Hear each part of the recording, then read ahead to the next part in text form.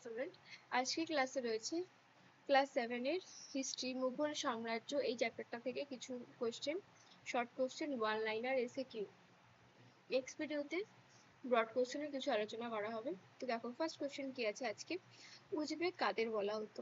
মধ্য এশিয়ার একটি তুর্কিভাষী জাতি হলো উজবেক। নেক্সট 2 নাম্বার, ভারতবর্ষের প্রথম মুঘল বাদশাহ কে ছিলেন?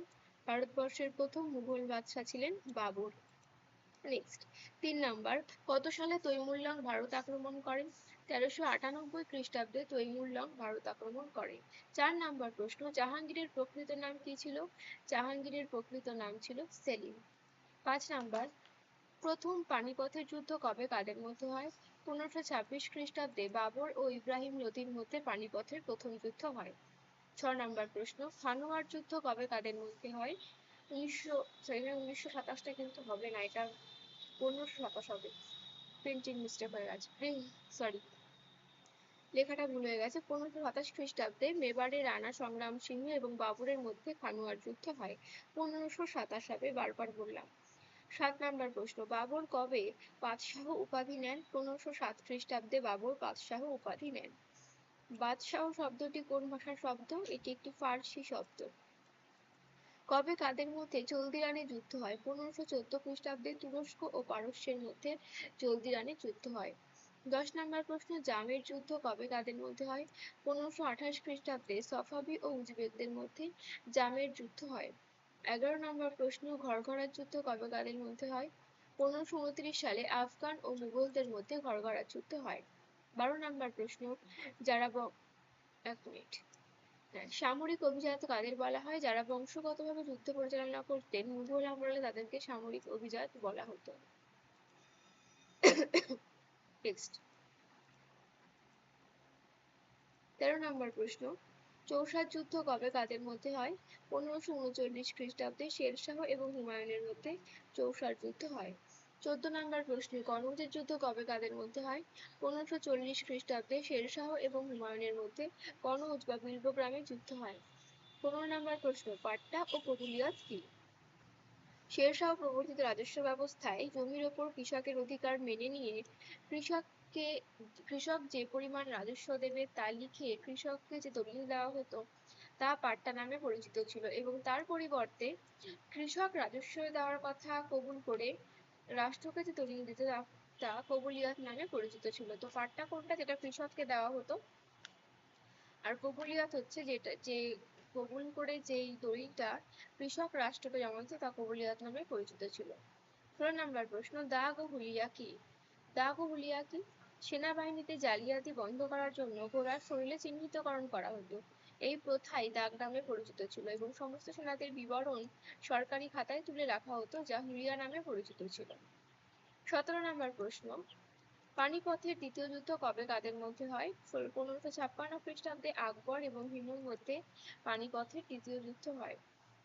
18 নম্বর প্রশ্ন, হিমু কে ছিলেন? হিমু ছিলেন আদিল শাহের প্রধানমন্ত্রী। 19 নম্বর প্রশ্ন, আদিল শাহ কে ছিলেন? আদিল শাহ ছিলেন একজন আফগান শাসক, যিনি শের শাহের মৃত্যুর পর আবারও আফগান শাসনটা পুনরুদ্ধার করার চেষ্টা করতেন মুঘলদের কাছ থেকে। 20 নম্বর প্রশ্ন, কত বছর বয়সে আকবর শাসনের দায়িত্ব পান? 13 বছর বয়সে আকবর শাসনভার পান। 21 নম্বর, অভিভাবক হিসাবে শাসনের কাজে আকবরকে কে সাহায্য করতেন? অভিভাবক হিসেবে শাসনের কাজে আকবরকে সাহায্য করতেন বৈরাম খান। 22 নম্বর, কবে কাদের মধ্যে হলদিঘাটের যুদ্ধ হয়? 1576 খ্রিস্টাব্দে আকবর ও রানা প্রতাপ সিংহের মধ্যে হলদিঘাটের যুদ্ধ হয়। 23 নম্বর, আকবর কবে চিতোর জয় করেন? আকবর 1568 খ্রিস্টাব্দে চিতোর জয় করেন। বীরবল কে ছিলেন? বীরবল ছিলেন আকবরের অবরক্ত সভার একজন সভাসদ। 25 নম্বর প্রশ্ন, বীরবলের প্রকৃত নাম কি? বীরবলের প্রকৃত নাম ছিল মহেশ দাস। 26 নম্বর প্রশ্ন, বীরবলকে রাজা উপাধি কে দিয়েছিলেন? বীরবলকে রাজা উপাধি দিয়েছিলেন আকবর। আকবরের সময় প্রধানমন্ত্রীকে কি বলা হতো? আকবরের সময় প্রধানমন্ত্রীকে বলা হতো ওয়াজির ই আজম। 28 নম্বর প্রশ্ন, আবুল ফজল কে ছিলেন? আবুল ফজল ছিলেন মুঘল আমলের একজন বিখ্যাত ঐতিহাসিক। 29 নম্বর প্রশ্ন, আকবরনামা গ্রন্থটি কার লেখা? আকবরনামা গ্রন্থটি আবুল ফজলের লেখা। 30 নম্বর প্রশ্ন, আব্দুল কাদের বদাউনি কে ছিলেন? মুঘল যুগের একজন বিখ্যাত ঐতিহাসিক ছিলেন আব্দুল কাদের বদাউনি। ৩১ নম্বর প্রশ্ন, মুনতাখাব উল তওয়ারিখ গ্রন্থটি কার লেখা? আব্দুল কাদের বদাউনির লেখা মুনতাখাব উল তওয়ারিখ। ৩২ নম্বর প্রশ্ন, আকবর কবে মারা যান? আকবর ১৬০৫ সালে মারা যান। ৩৩ নম্বর প্রশ্ন,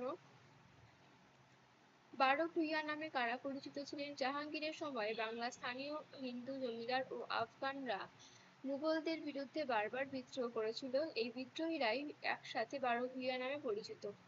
এখানে আফগানরা এটা একসঙ্গে হবে আর মুঘলদের আলাদা হবে। নেক্সট, আকবরের ছেলে কে ছিলেন? আকবরের ছেলে ছিলেন জাহাঙ্গীর। নূরজাহান কে ছিলেন? মুঘল সম্রাট জাহাঙ্গীরের স্ত্রী ছিলেন নূরজাহান। ওয়াতন কথার অর্থ কি? ওয়াতন কথার অর্থ নিজের ভিটে বা এলাকা বা স্বদেশ। ৩৭ নম্বর প্রশ্ন, রাঠৌরের যুদ্ধ কবে কাদের মধ্যে হয়? ১৫৭৯ সালে মারওয়ার এবং মুঘলদের মধ্যে রাঠৌরের যুদ্ধ হয়। ৩৮ নম্বর প্রশ্ন, মালিক অম্বর কে ছিলেন? আহমদনগরের প্রধানমন্ত্রী ছিলেন মালিক অম্বর। ৩৯ নম্বর প্রশ্ন, কোন মুঘল সম্রাট জিজিয়া কর তুলে নিয়েছিলেন?